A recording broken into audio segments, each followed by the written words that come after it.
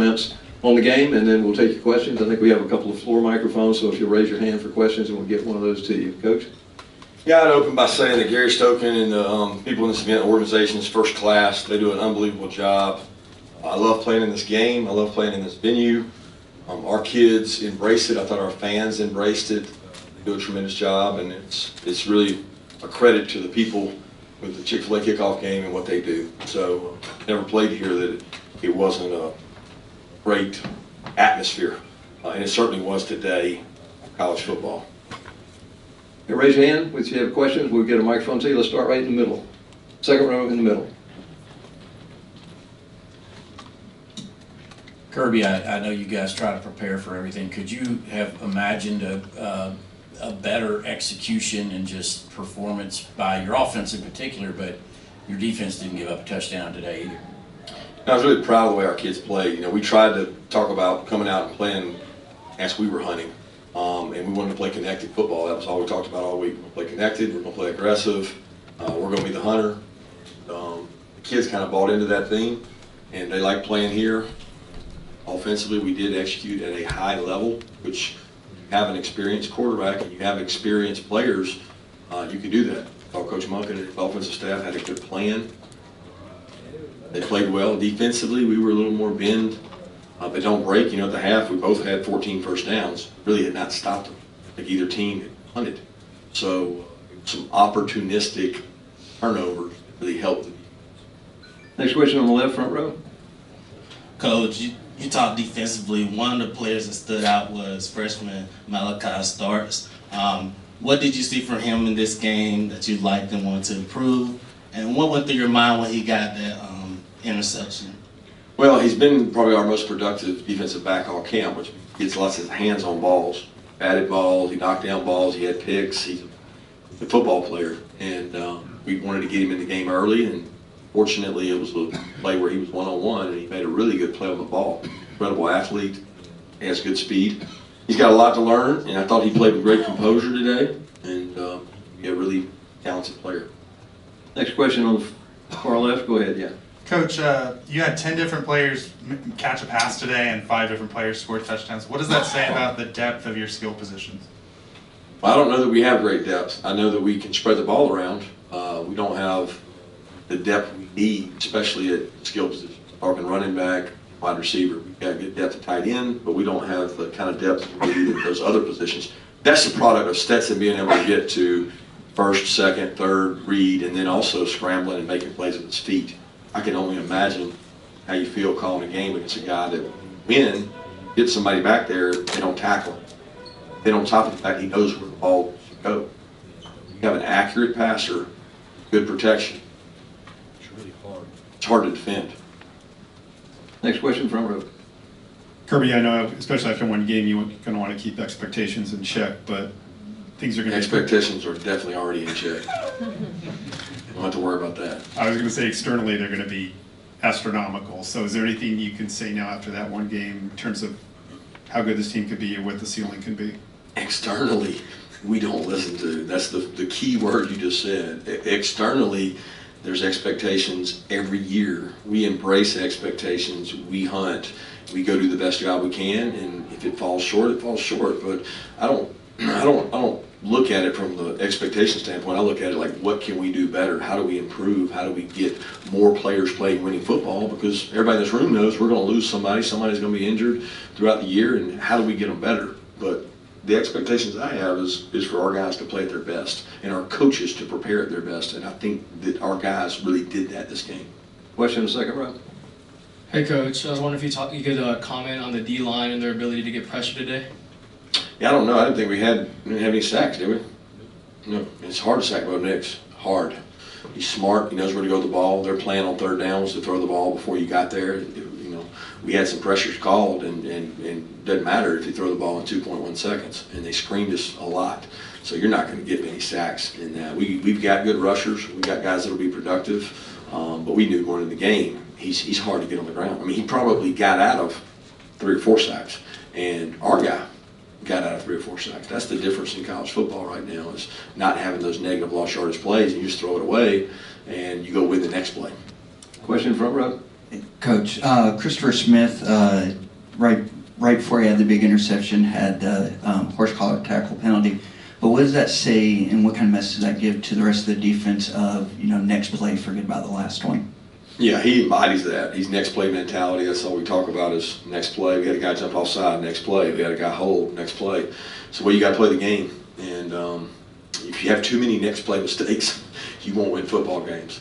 But you have to play the next play as if nothing happened. And I thought, we had several guys make some mistakes today that overcame those. Okay, next question in the back over here, and then we're going to go to the third row in the middle. Yeah, Coach, before the game got out of hand, right there before the half, you guys had 21 pass attempts to just 9 runs. Is that just something that was available today, or is that something we should look into for a bigger narrative that's probably not there? I don't know. I mean, you take what the defense gives you, right? And if they're willing to give you a chance to make those plays and throw the ball around, I mean, we think Stetson does it well. We think we got good skill players. Scoring points is the name of the game. So we want people that want to come play in this offense. And I think when you watch what they did today, if you're watching from home, you're saying, man, I'd love to play in that offense. They throw the ball around, they toss it around 30 for 37 for how many yards? I don't know. He threw the ball really well. So passes, he threw a lot of passes for a lot of yards. And I think that's a credit to the offensive staff for the planning they had. Kirby, a lot's been made about the tight end talent you have, but what's the value of having a third-year coordinator with guys at the skill positions like McConkey, A.D. Mitchell, and McIntosh that have experience in this offense? Yeah, it makes games like this much easier, right? It's kind of like the reverse of last year.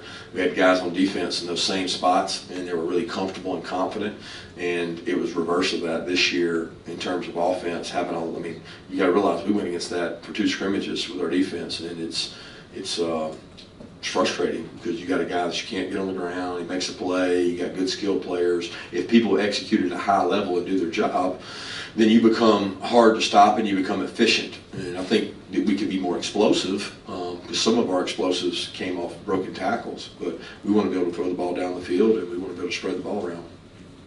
Okay, on the left here, yeah, second row, go ahead. Yeah, Kirby, it seemed like y'all have made a conscious effort to get both Kenny and Kendall the ball, throwing it to him out of the backfield. Just what did you see from those two as, like you mentioned throughout the fall, you look to replace the production from James Cook as a receiver? Yeah, I think you want to get the ball to players that can make plays and make people miss. When you start ranking the chart, you say, okay, who do you have that are going to make people miss and extend plays? Kenny's one of those guys, but we've got several other guys at tight end that can make people miss, receivers that can make people miss. So you become hard to defend the more people you have that can touch the ball. But none of that happens without the quarterback and the offensive line to make that happen. And they were very efficient today.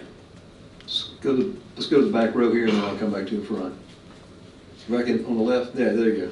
Yeah, Kirby, Stetson career high passing yards today. Obviously told he's the starter off season. Is there anything to that, or is it just he went out there and played within himself?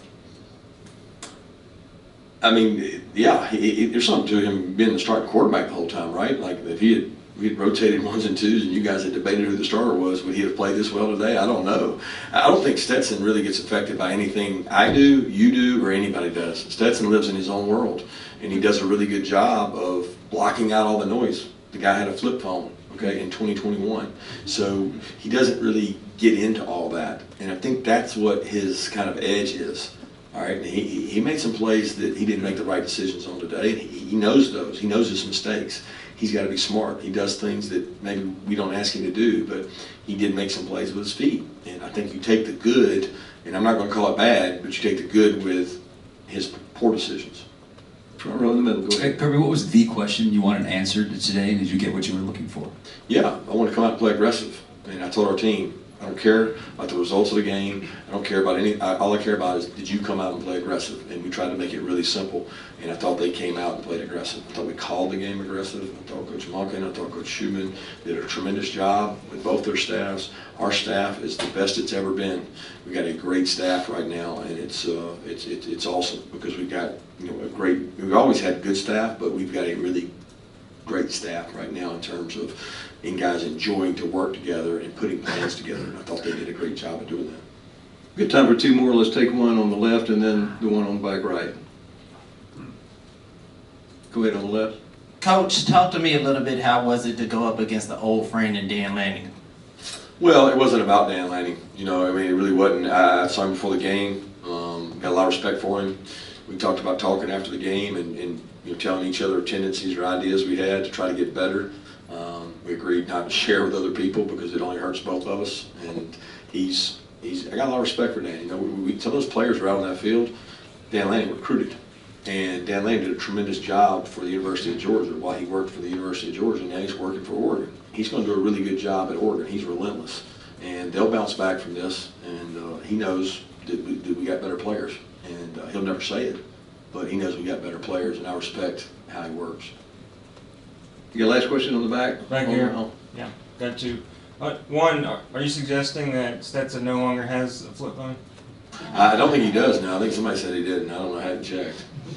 And Georgia's one of the only teams that didn't really go out and get a lot of transfers in the SEC. Was that a strategy by you coming into this season for one reason or another?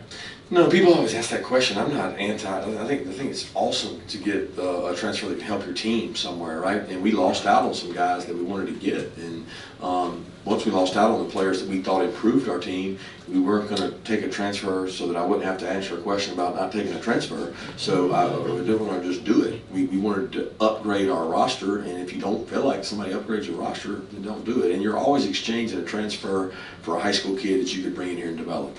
And that's a lot of college coaches' fear right now. They don't want to bring a high school kid in because they're worried they're going to leave. So you better do a good job of farming your own place and make sure they understand that it's not easy here. It's hard. But if you buy into hard, you'll be like those 10 other football players in there that are playing the National Football League right now. They're shaking their hands. And they love it. So that's what we're trying to sell is come hang out with Trayvon, Jordan, N'Kobe, George Pickens, and all those guys. And you'll be like them one day if you work.